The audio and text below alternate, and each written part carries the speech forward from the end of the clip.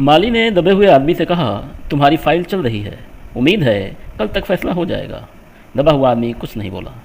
माली ने पेड़ के तने को ध्यान से देखकर कहा, अच्छा हुआ कि तना तुम्हारे कूल्हे पर गिरा, अगर कमर पर गिरता तो रीढ़ की हड्डी टूट जाती। दबा हुआ आदमी फिर भी कुछ नहीं बोला। अब देखिए, माली ने दबे हुए आदमी को पहले खाना खिलाया और खाना खिलाने के बाद उससे बातें करने लगा। उसको यह जानकारी दी कि तुम्हारी फ़ाइल ऑफिसों में आगे बढ़ रही है और उम्मीद यही है कि कल तक फैसला हो जाएगा कि तुम्हें निकाल लिया जाए।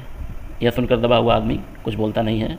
फिर माली उससे कहने लगता है कि अच्छा हुआ कि ये पेड़ का जो तना था तुम्हारे कूल्हे पर नहीं गिरा, नहीं तो क्या होता, तुम्हारे रीढ़ की हड्डी टूट जाती कमर पर अगर गिर जाता पेड़ तो। दबा हुआ आदमी फिर भी कुछ नहीं बोलता है। माली ने फिर कहा, तुम्हारा यहाँ कोई वारिस है तो मुझे उसका आता पता बताओ, मैं उन्हें खबर देने की कोशिश करूँगा। माली फिर पूछता है कि अगर तुम्हारे परिवार में कोई है, तुम्हारे बच्चे वगैरह हों, बीवी वगैरह हो, तो बताओ, मैं खबर कर देता हूँ। तो दबा हुआ आदमी कहता है, मैं लावारिस हूँ। माली खेद प्रकट करता हुआ वहाँ से हट गया। तो जब यह सुनता है माली कि इसका कोई नहीं है, तो वह उस पर अफसोस प्रकट करता है और वहाँ से चला जाता है। तीसरे दिन हार्टिकल्चर डिपार्टमेंट से जवाब आ गया। बड़ा कड़ा जवाब था और व्यंग्यपूर्ण। तीसरे दिन बागवानी विभाग से भी जवाब आ जाता है और जवाब कड़ा था और तंजपूर्ण भी था। क्या लिखा था जवाब में? हार्टिकल्चर डिपार्टमेंट का सेक्रेटरी साहित्य प्रेमी आदमी जान पड़ता था। उसने लिखा था, आश्चर्य है, इस समय जब हम पेड़ लगाओ स्कीम ऊंचे स्तर पर चला रहे हैं, हमारे देश में ऐसे सरकारी अफसर मौजूद हैं जो पेड़ों को काटने का सुझाव देते हैं, और वह भी एक फलदार पेड़ को, और वह भी जामुन के पेड़ को, जिसके फल जनता बड़े चाव से खाती है। हमारा विभाग किसी हालत में इस फलदार वृक्ष को काटने की इजाज़त नहीं दे सकता। अब क्या किया जाए? तो बागवानी विभाग से जवाब आया और जवाब देने वाला साहित्य प्रेमी व्यक्ति लग रहा था, क्योंकि बहुत ही साहित्यिक अंदाज में पत्र लिखा गया था। क्या लिखा था? उसमें यह कहा गया था कि जब हम सब पेड़ लगाओ स्कीम चला रहे हैं, तो आश्चर्य की बात है इस समय जो सरकारी दफ्तर में मौजूद लोग हैं वो पेड़ काटने की बात करते हैं, और वो भी किस पेड़ को? एक फलदार पेड़ को। और फलदार पेड़ों में भी कौन सा पेड़? जामुन का पेड़, जिसके फल इतने रसीले होते हैं, जिसे लोग बड़े चाव से खाते हैं। हमारा विभाग किसी भी हालत में इस पेड़ को काटने की इजाज़त नहीं दे सकता। तो लोगों ने सोचा अब क्या किया जाए, इजाज़त तो नहीं मिली पेड़ काटने की। इस पर एक मन चले ने कहा, अगर पेड़ काटा नहीं जा सकता तो इस आदमी को ही काट कर निकाल लिया जाए। भीड़ में से किसी मनमौजी व्यक्ति ने कहा कि अगर पेड़ नहीं काट सकते तो आदमी को ही काट के निकाल लिया जाए। यह देखिए, उस आदमी ने इशारे से बताया। अब देखिए, बताने भी लगा कि कैसे काटा जाए आदमी को। अगर इस आदमी को ठीक बीच में से यानी धड़ से काटा जाए तो आधा आदमी इधर से निकल आएगा, आधा आदमी उधर से बाहर आ जाएगा, पेड़ वहीं का वहीं रहेगा। मगर इस तरह तो मैं मर जाऊंगा, दबे हुए आदमी ने आपत्ति प्रकट करते हुए कहा। यह भी ठीक कहता है, एक क्लर्क बोला। तो जब यह विमर्श दबे हुए आदमी ने सुना कि ये लोग मुझे बीच से काटने की बात कर रहे हैं, तो उसने कहा कि अरे ऐसे तो मैं मर जाऊंगा। तो वहाँ खड़े क्लर्क ने कहा कि हाँ, ये तो ठीक कहता है, ऐसे तो ये मर जाएगा। आदमी को काटने वाली युक्ति प्रस्तुत करने वाले ने भरपूर विरोध किया। आप जानते नहीं हैं आजकल प्लास्टिक सर्जरी कितनी उन्नति कर चुकी है। मैं तो समझता हूँ अगर इस आदमी को बीच में से काट कर निकाल लिया जाए तो प्लास्टिक सर्जरी से धड़ के स्थान से इस आदमी को फिर से जोड़ा जा सकता है। अब देखिए, उस मनमौजी व्यक्ति ने जिसने ये सुझाव दिया था कि आदमी को बीच से काट के निकाल लें, वो अपने तर्क को और प्रमाणित करने लगा विज्ञान के भरोसे कि आज विज्ञान इतना आगे हो गया है कि आदमी को काट के बीच में से निकाल लेंगे, और प्लास्टिक सर्जरी इतनी आगे हो गई है कि उसको फिर से जोड़ देंगे, वो जिंदा रहेगा। तो अब क्या किया जाए? तो इस बात की पुष्टि के लिए फाइल जो है मेडिकल डिपार्टमेंट में भेज दिया गया कि आपकी क्या राय है इस बारे में, क्या व्यक्ति को काट के फिर से जोड़ा जा सकता है। इस बार फाइल को मेडिकल डिपार्टमेंट में भेज दिया गया। मेडिकल डिपार्टमेंट ने फ़ौरन एक्शन लिया और जिस दिन फाइल उनके विभाग में पहुंची उसके दूसरे ही दिन उन्होंने अपने विभाग का सबसे योग्य प्लास्टिक सर्जन छानबीन के लिए भेज दिया। सर्जन ने दबे हुए आदमी को अच्छी तरह टटोल कर उसका स्वास्थ्य देखकर खून का दबाव देखा, नाड़ी की गति को परखा, दिल और फेफड़ों की जांच करके रिपोर्ट भेज दी कि इस आदमी का प्लास्टिक ऑपरेशन तो हो सकता है। तो देखिए, अब मेडिकल डिपार्टमेंट में फाइल पहुंचती है और मेडिकल डिपार्टमेंट भी तेज़ी से हरकत में आता है। फ़ौरन वह अपने तरफ से एक प्लास्टिक सर्जन भेज देता है जो इस बात की छानबीन करेगा कि आदमी को वृक्ष से इस ढंग से निकाल के जोड़ा जा सकता है कि नहीं। तो वो सर्जन आता है, दबे हुए आदमी को टटोल कर उसका स्वास्थ्य देखता है, खून का दबाव चेक करता है, नाड़ी की गति को परखता है, दिल और फेफड़ों की जांच करता है, और फिर उसने अपनी राय दी कि इस आदमी का प्लास्टिक ऑपरेशन तो हो सकता है और ऑपरेशन सफल भी होगा। ताकि ऑपरेशन होगा भी और सफल भी हो जाएगा ऑपरेशन, लेकिन बात सिर्फ इतनी सी है कि आदमी मर जाएगा, बचेगा नहीं। तो ऑपरेशन फिर सफल कैसे माना जाएगा भाई? तो ये कहता है कि देखिए ऑपरेशन भी हो जाएगा, ऑपरेशन सफल भी हो जाएगा, लेकिन आदमी जीवित नहीं बचेगा। तो इसलिए यह फैसला भी रद्द कर दिया गया, इस फैसले को भी रद्द कर दिया गया, क्योंकि जब आदमी ही नहीं बचेगा तो ऐसे प्लास्टिक सर्जरी का फ़ायदा क्या। रात को माली ने दबे हुए आदमी के मुंह में खिचड़ी डालते हुए उसे बताया कि यह मामला ऊपर चला गया है। सुना है कि कल सेक्रेटेरिएट के सारे सेक्रेटरियों की मीटिंग होगी, उसमें तुम्हारा केस रखा जाएगा। उम्मीद है सब काम ठीक हो जाएगा। दबा हुआ आदमी एक आह भरकर धीरे से बोला, ये तो माना कि तगाफुल न करोगे, लेकिन खाक हो जाएंगे हम तुमको खबर होने तक। माली ने अचंभे से मुंह में उंगली दबा ली और चकित भाव से बोला, क्या तुम शायर हो। अब देखिए, माली उसको फिर रात को खाना खिलाता है और उससे कहता है कि देखो, मैंने सुना है कि कल सचिवालय में सचिव लोगों की मीटिंग होनी है और उस मीटिंग में तुम्हारा केस उनके सामने रखा जाएगा। उम्मीद है सब ठीक हो जाएगा। तो दबा हुआ यह आदमी यह बात सुनता है और कहता है, एक शेर कहता है जो कि गालिब का शेर है कि ये तो माना कि तगाफुल न करोगे, लेकिन खाक हो जाएंगे हम तुमको खबर होने तक। तो इस शेर का मतलब यही है कि तगाफुल एक शब्द आया है जिसका मतलब होता है कि उपेक्षा। तो उसका मतलब यह है कि ये मान लिया कि तुम मेरी उपेक्षा नहीं करोगे तुम लोग, लेकिन जब तक तुम लोग मेरी मदद करोगे तब तक तो मैं मर ही जाऊँगा। जो स्पीड है, जो गति है मेरी मदद की, उस गति से तो मैं मर जाऊँगा। ये भाव था दबे हुए आदमी का। और जब यह शेर माली सुनता है तो वो चकित हो जाता है, आश्चर्यचकित होकर पूछता है कि क्या तुम शायर हो। दबे हुए आदमी ने धीरे से सिर हिला दिया, हाँ मैं सिर हिला दिया कि हाँ मैं शायर हूँ। दूसरे दिन माली ने चपरासी को बताया, चपरासी ने क्लर्क ने हेड क्लर्क को। थोड़ी ही देर में सेक्रेटेरिएट में यह अफवाह फैल गई कि दबा हुआ आदमी शायर है। बस फिर क्या था, लोगों का झुंड शायर को देखने के लिए उमड़ पड़ा। अब अगले दिन रात का समय था जब खाना खिला रहा था माली, और उसे पता चला था कि दबा हुआ आदमी शायर है। अगले सुबह उसने चपरासी को बताया, चपरासी ने क्लर्क को बताया, और ऐसे ही बात हेड क्लर्क तक पहुंची। और थोड़े ही देर में सारे सचिवालय में यह बात फैल गई कि जो आदमी दबा हुआ है जामुन के पेड़ के नीचे, वह एक शायर है। और फिर क्या था, झुंड के झुंड यानी समूह के समूह लोग उस शायर को देखने के लिए उमड़ पड़े। इसकी चर्चा शहर में भी फैल गई और शाम तक गली गली से शायर जमा होने शुरू हो गए।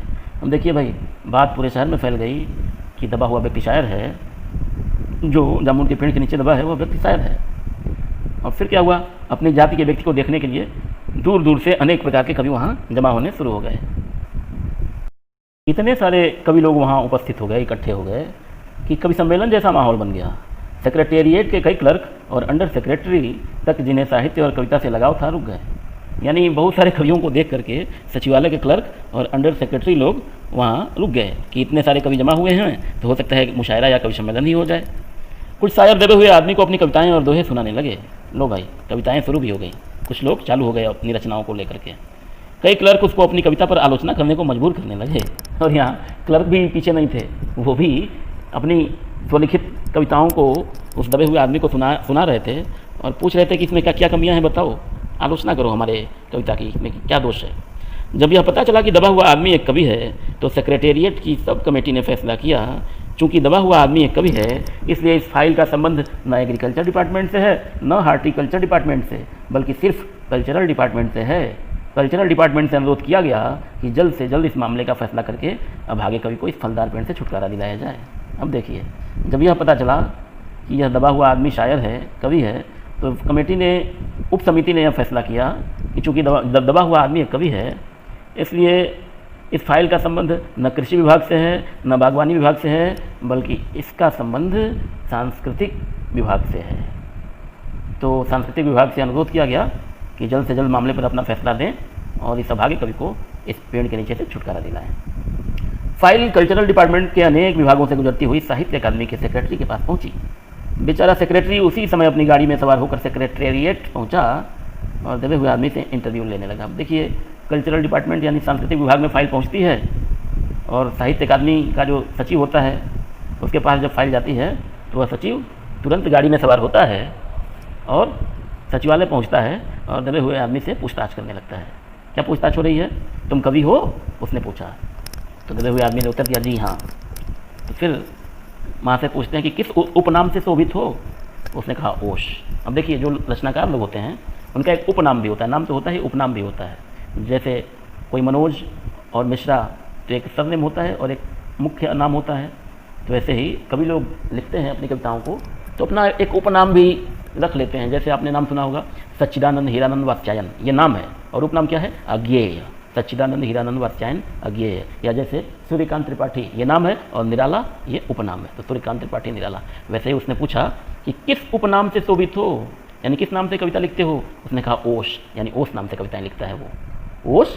सेक्रेटरी जोर से चीखा, क्या तुम वही ओश हो जिसका गद्य संग्रह ओश के फूल अभी हाल ही में प्रकाशित हुआ है। दबे हुए कवि ने ओंकार में सिर हिलाया, यानी हाँ मैं ही हूँ। क्या तुम हमारी अकादमी के मेंबर हो, सेक्रेटरी ने पूछा। तो दबे हुए आदमी ने कहा नहीं। अब देखिए, जब उसने कहा ओश नाम से लिखता हूँ तो सचिव जो है जोर से चीखता है, जोर से चिल्लाता है, अरे ओश, क्या तुम वही ओश हो जिसका गद्य संग्रह ओश के फूल अभी हाल ही में छपा हुआ था। तो उसने बताया कि हाँ जी मैं वही हूँ। उसने कहा तो फिर तुम क्या हमारे साहित्य अकादमी के मेंबर हो। तो उसने कहा कि जी नहीं। तो जब उसने सुना कि यह हमारे अकादमी का मेंबर नहीं है तो उसने कहा आश्चर्य है।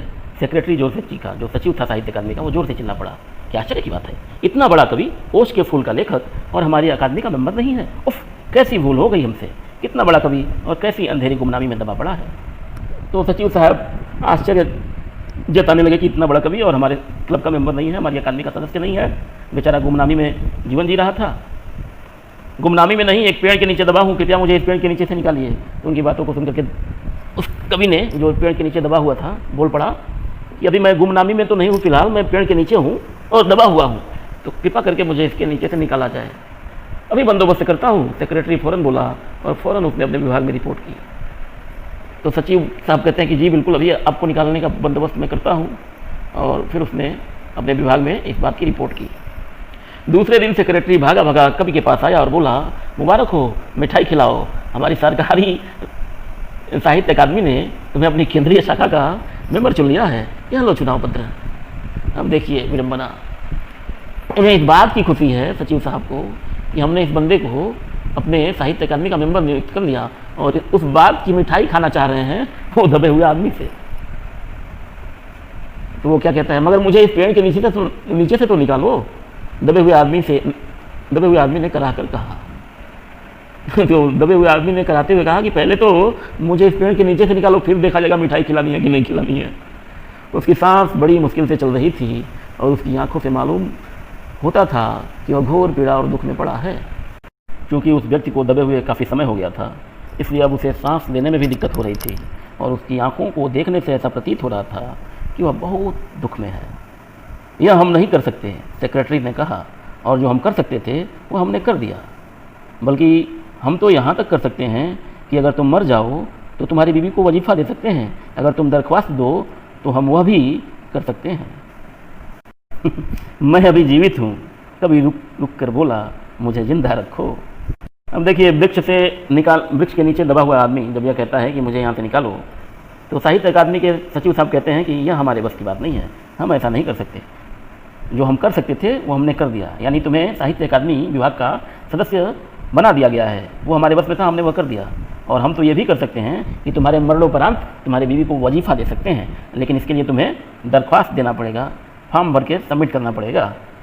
तो कवि कहता है कि जी नहीं, मैं अभी जीवित हूँ। वह रुक कर बोला धीरे से कि मुझे ज़िंदा रखो। मुसीबत यह है, सरकारी साहित्य अकादमी का सेक्रेटरी हाथ मलते हुए बोला, हमारा विभाग सिर्फ कल्चर से संबंधित है, पेड़ काटने का मामला कलम दबाव से नहीं, आरी कुल्हाड़ी से संबंधित है। उसके लिए हमने फॉरेस्ट डिपार्टमेंट को लिख दिया है और अर्जेंट लिखा है। शाम को माली ने आकर दबे हुए आदमी को बताया, कल फॉरेस्ट डिपार्टमेंट के आदमी आकर इस पेड़ को काट देंगे और तुम्हारी जान बच जाएगी। अब देखिए, साहित्य अकादमी के सचिव साहब कहते हैं कि देखिए, मुसीबत यह है कि हम सांस्कृतिक विभाग के लोग हैं और ये पेड़ को काटने वाला मामला ये कलम दबाव से संबंधित नहीं है, इसका संबंध आरी कुल्हाड़ी से है, जिसका काम काज वन विभाग देखता है, फॉरेस्ट डिपार्टमेंट वन विभाग देखता है, और हमने उसे अर्जेंट लिख दिया है कि वो आपकी सहायता करे। फिर सचिव साहब चले गए। अब शाम को माली आता है। माली ने आकर दबे हुए आदमी को बताया, कहता है माली कि कल फॉरेस्ट डिपार्टमेंट के लोग आएंगे और इस पेड़ को काटेंगे और तुम्हारी जान बच जाएगी। तो छात्रों, आज यहीं तक, शेष अगले वीडियो में। धन्यवाद।